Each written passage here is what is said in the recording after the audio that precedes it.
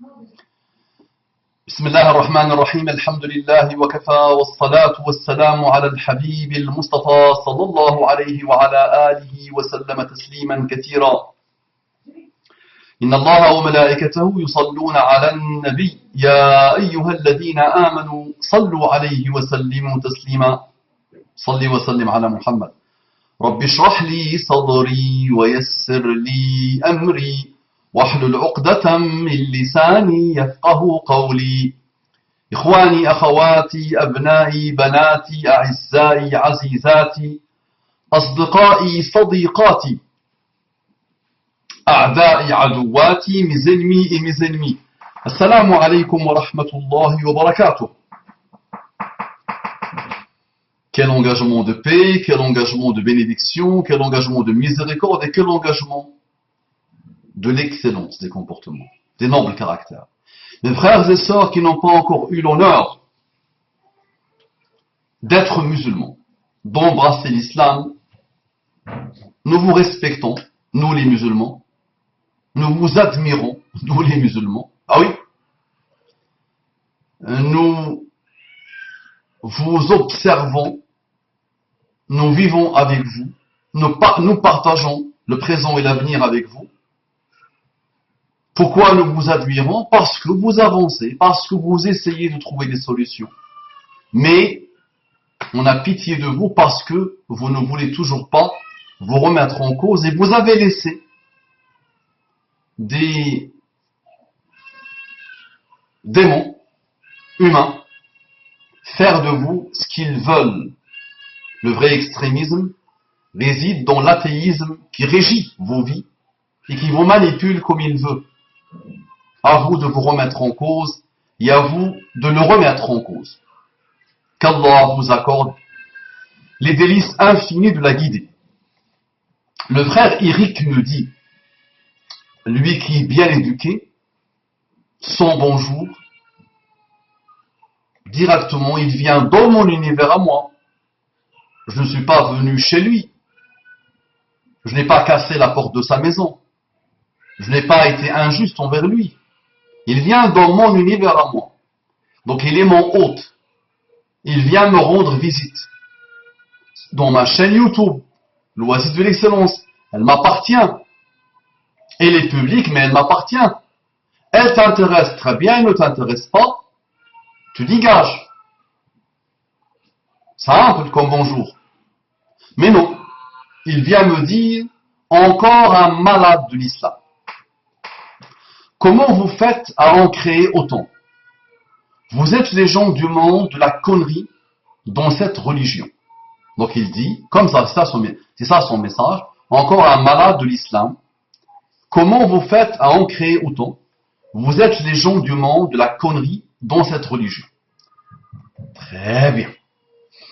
Donc encore un malade de l'islam. Qu'est-ce qu'un malade de l'islam? D'abord, il faut que tu le définisses. Je suis quelqu'un qui aime Allah, qui a fait l'effort intellectuel nécessaire pour trouver Allah, pour reconnaître Allah, que toi tu appelles Dieu. J'aime Allah une fois que je l'ai trouvé. Allah m'a demandé des choses, m'a créé pour des choses, m'a recommandé des choses, m'a exhorté de faire des choses. Je suis une créature qui a besoin de son créateur. Je ne suis pas une créature qui dit et qui prétend que Dieu est mort. D'accord? Donc je connais mes limites, je sais que je ne suis rien. Si j'essaye juste d'atteindre avec ma réflexion Allah. Mais je suis une créature d'Allah, qu'Allah a honorée. Et pour qui Allah s'est manifesté dans la création et surtout dans sa parole, le Coran, qui te défie et qui te défiera jusqu'à la fin des mondes. Donc si tu appelles ça être malade de l'islam, je te dis que j'ai l'honneur, que je suis honoré d'être une maladie de l'islam, un malade de l'islam.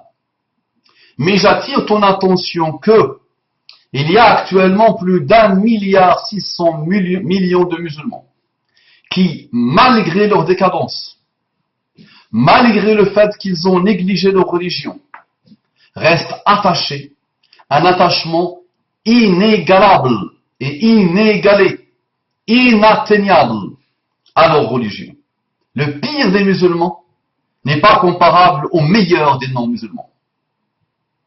Ah oui, mais à un moment tu avais dit, non, mais là je parle de la foi. Au niveau de la foi, d'accord, cette foi qui n'est pas donnée à n'importe qui, attention, elle se mérite.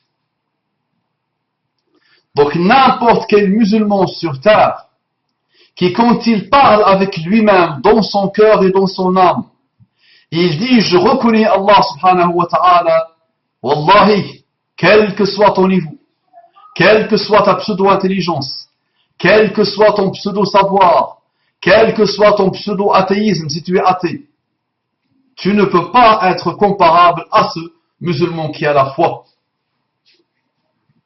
Eh oui, l'ami, là je parle au niveau de la foi spirituelle.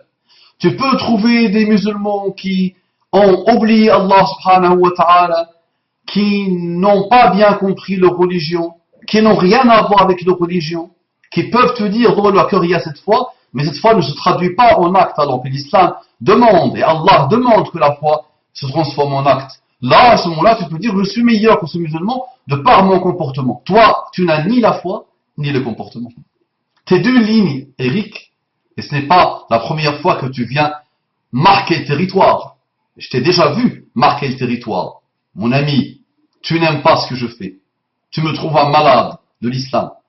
Bah, tu dégages. Pourquoi tu viens à chaque fois marquer le territoire? Maintenant, je t'annonce la bonne nouvelle. Sur le 1,6 milliard de musulmans actuels, il y a les plus grands génies de la terre, les plus grands hommes de science de la terre, les plus grands hommes de lettres de la terre, les plus grands ingénieurs de la terre, les plus grands médecins de la terre, n'importe quel statut, n'importe quelle fonction, n'importe quel état d'esprit, tu le trouves malade de l'islam aujourd'hui.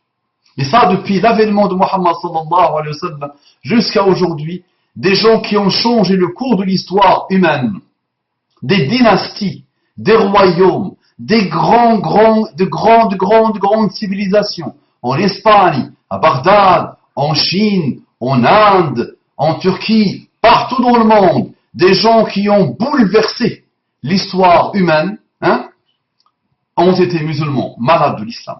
Et jusqu'à aujourd'hui, il y a les plus grands chercheurs à la NASA, dans les plus grandes universités mondiales, dans les plus grandes universités, les plus grandes écoles d'ingénieurs, les plus grands hôpitaux, les plus grandes cliniques, les plus grandes institutions, je trouve des gens, subhanallah, qui sont malades de l'islam.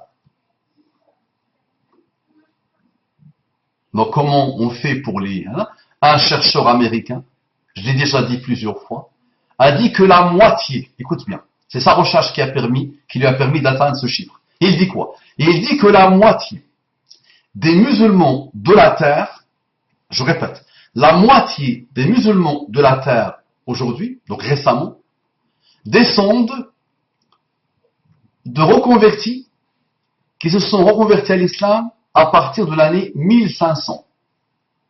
Je répète, la moitié des musulmans de la terre aujourd'hui descendent de personnes qui se sont converties à l'islam à partir de l'année 1500.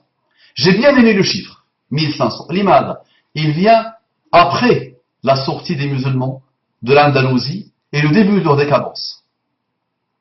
1500, les autres ummas, les autres communautés ont commencé à se réveiller militairement, à coloniser les terres musulmanes, et on a commencé à observer la décadence des musulmans malgré la présence de l'Empire ottoman.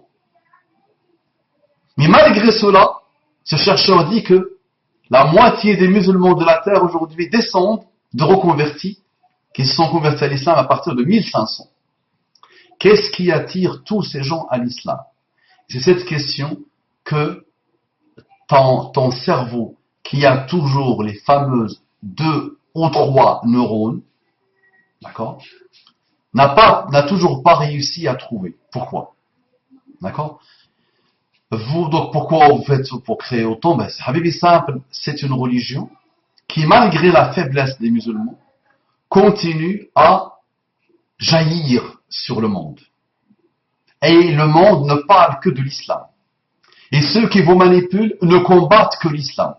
Et les athées qui dirigent le monde et qui dirigent les médias, qui dirigent votre oxygène, ont une haine viscérale contre l'islam. Et ils savent que l'islam va régner. D'accord? Donc malgré notre décadence, et malgré la puissance jamais égalée des ennemis de l'islam, malgré cela, l'islam continue à vous bouleverser. Prends-le dans le bon sens. C'est-à-dire, il bouleverse les cœurs. À partir du moment où quelqu'un commence vraiment à être sincère, objectif, et qui se déploie pour trouver les réponses à toutes ces questions existentielles auxquelles aucun philosophe n'a répondu, aucune civilisation n'a répondu, et aucun système n'a pu apporter des réponses qui apaisent, c'est l'islam dans lequel tu trouves tout ça. Mais tu dois le mériter. Eric, tu ne le mérites pas encore. Prépare-toi pour le mériter, s'il te plaît. Il y a quelque chose en toi qui, même si tu es méchant, même si tu es mal éduqué, même si tu es injuste, même si tu produis à l'infini la connerie, parce qu'actuellement tu es con, je pense que tu me lances un SOS. Tu souffres de ta vie minable. Tu es frustré de ton instabilité psychologique. D'accord?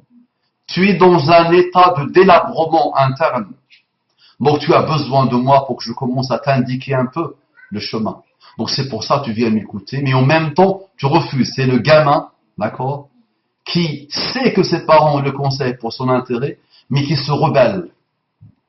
Mais il sait profondément que ses parents se sacrifient pour lui et essayent de l'aider et essayent de le sauver d'une vie malheureuse, d'une éducation malheureuse. Je suis ton papa, Eric. Tu as besoin de moi. Tu viens, si tu es courageux, me parler. Tu vois, moi, je t'ai respecté. Même si je t'ai dit tu es con, être con, c'est une observation. Tu peux te débarrasser de la connerie. D'accord? Quoi d'autre? Tu m'as dit quoi, mon ami Eric? Vous êtes les gens du monde de la connerie dans cette religion. Ah bon? Ah bon? 1,6 milliard de musulmans. Et je te dis, ils comportent en eux tout ce que tu peux imaginer comme intelligence, comme matière grise, comme brio, comme puissance intellectuelle, comme. Bah, ce sont des malades de l'islam. La connerie égale à Eric aujourd'hui. La vraie connerie, c'est toi. C'est que tu as donné ton cœur et ton cerveau à des athées, à des francs-maçons, à des sionistes, à des capitalistes qui adorent le pouvoir et l'argent et qui adorent l'immoralité et qui te manipulent comme ils veulent. Le musulman, mon frère, il se renouvelle, il se remet en cause. Personne ne peut manipuler le musulman. Le musulman est doué de la sagesse divine, doué de l'intelligence divine, doué de la pertinence divine. Personne ne peut jouer avec le musulman. Et c'est ça qui déstabilise.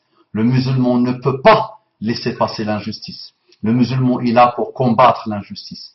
Le musulman, l'humanité a besoin de lui. C'est l'équilibre de l'humanité. Et oui, même quand il atteint la décadence. C'est ça qui est extraordinaire avec la communauté des musulmans. Donc même quand elle est faible, elle déstabilise les puissants. Et imagine quand elle sera forte, Inch'Allah. Comment elle sera forte? En étant de plus en plus malade de l'islam. Malade dans le bon sens. En intégrant l'islam dans ses grands principes qui doivent régir l'humanité.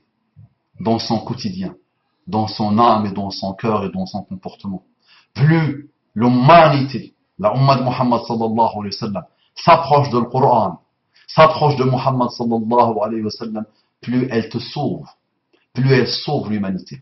D'accord? Si l'humanité, la Ummah de Muhammad sallallahu alayhi wa sallam, était pleine de conneries, wallahi, tu n'aurais pas pu exister aujourd'hui pour le dire. Parce qu'ils avaient la possibilité d'exterminer tes grands-parents de la terre. Ils avaient la puissance.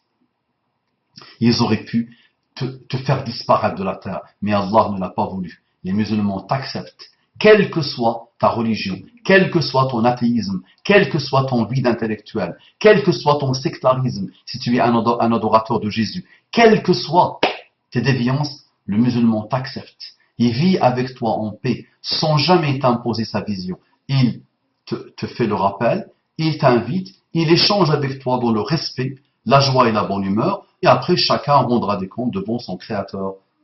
Paix, mon ami Eric, paix, remets-toi en cause.